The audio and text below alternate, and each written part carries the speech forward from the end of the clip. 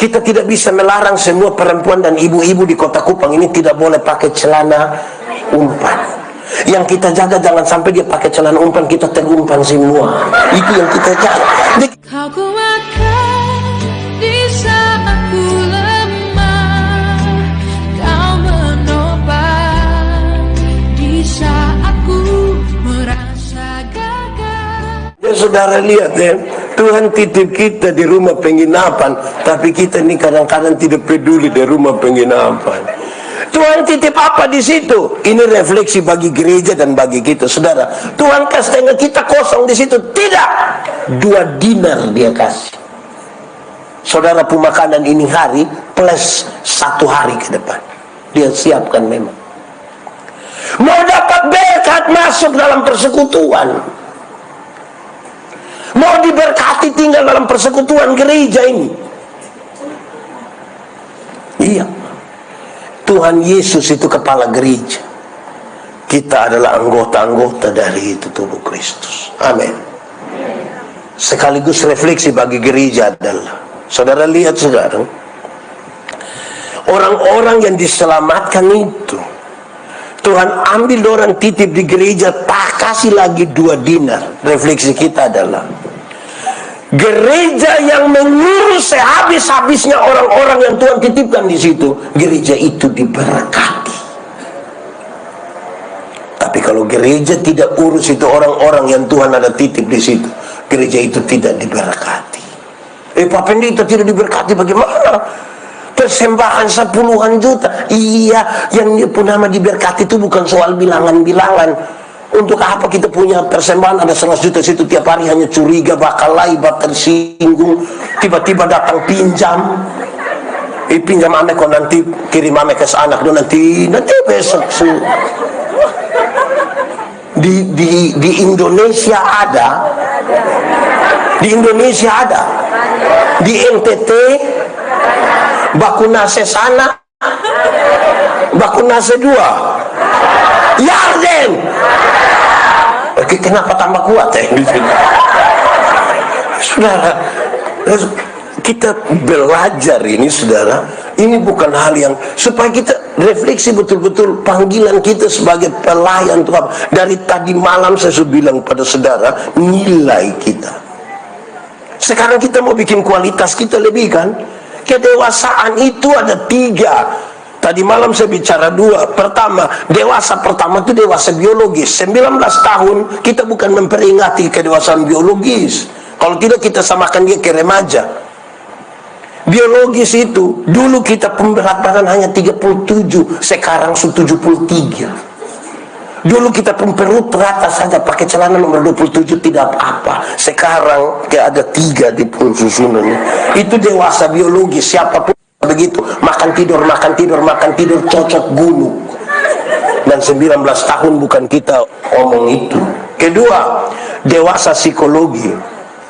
Dewasa psikologi tidak tergantung umur dan berat badan. Umur 40 tahun mau kau tukang tersinggung, sedikit-sedikit tersinggung, sedikit-sedikit mau keluar dari gereja, sedikit-sedikit mau balik papa nama gereja. Di sini jual.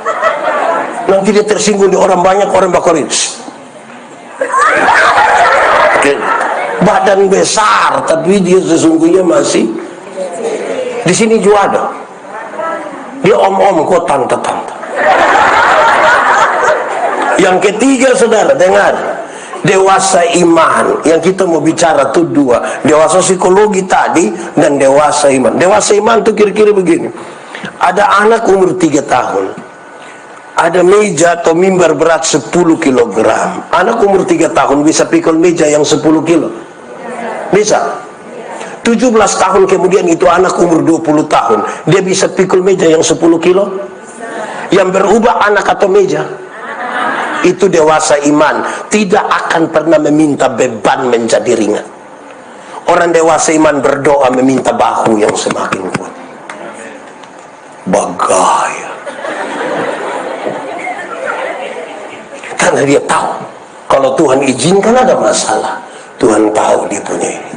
Dia tidak akan merengek-rengek. Tuhan tolong kasih ringanin beban. Lah, tidak percaya pada penyertaan Tuhan. Saudara percaya?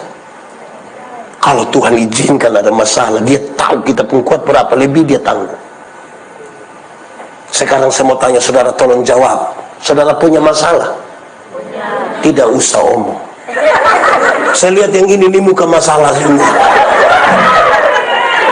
Masalah ialah kesenjangan antara harapan dan harapan menikah umur 28, sekarang sudah 34.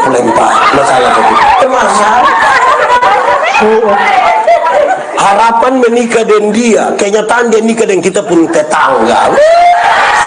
Itu macam kayak mau cek dia. Di sini juga ada.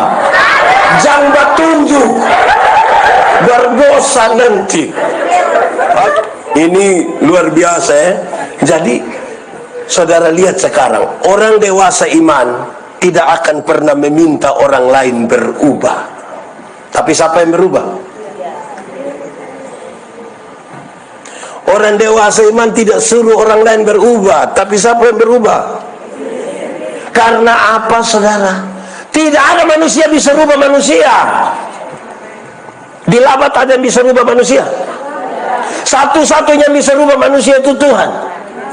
Kita hanya akan melaksanakan apa yang perlu kita kerjakan.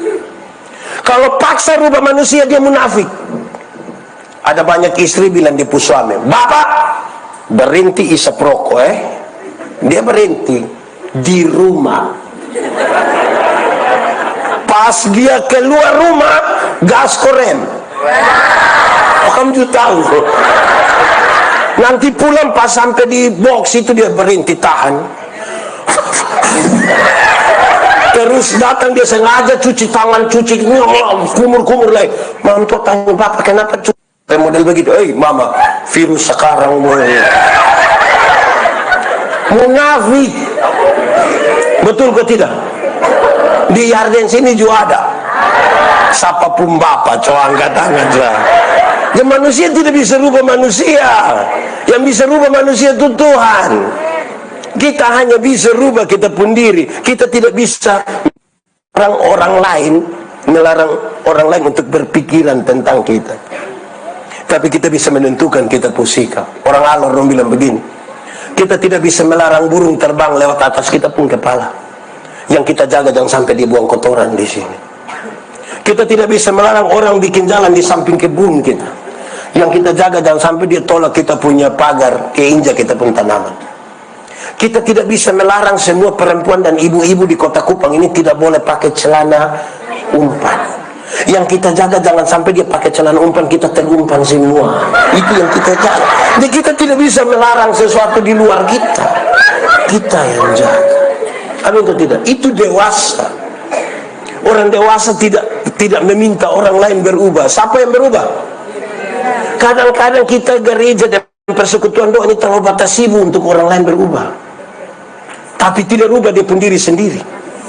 Kadang-kadang dong tanya saya, Pak Pendeta usir setan. Setan itu kalau dia di luar kita, dia lihat kita saja takut. Apalagi kalau pakai setan berangkat. Itu yang di luar kita. Tapi setan yang di dalam kita, kita kasih makan dia, kok dia gumuk besar. Ada banyak pendeta persekutuan doa, majelis jemaat sedikit-sedikit mbak pendeta, saya kalau kiri betul. Di sini ada kiri lebor kanan, ini lagu. Mbak pendeta saya kalau baik itu lebih baik dari malaikat Bapak. Tapi saya kalau sumara Lucifer juga kalah. Itu pernah dengar itu kalimat? Sendiri omong. Saudara dengar, saya paling tidak suka ini bapak-bapak dong yang sedikit-sedikit bilang, saya kalau su AA, saya kalau su BB. Yang AB itu anak TK. Anak TK itu yang kalau di sini TK ada. Di mana? Oh, di itu TK. Coba sepagi pi. Itu kita lewat dong ada hafal huruf. A, B dibaca ba. Jadi kalau sebentar malam pulang, bab tua bilang, saya kalau su A, saya kalau su BB. Tanya bab tua, TKD. Jangan. Itu jangan. supaya kita yang berubah. Amin kok. Yang persekutuan doa siap berubah. Eke suara karmana kok siap berubah.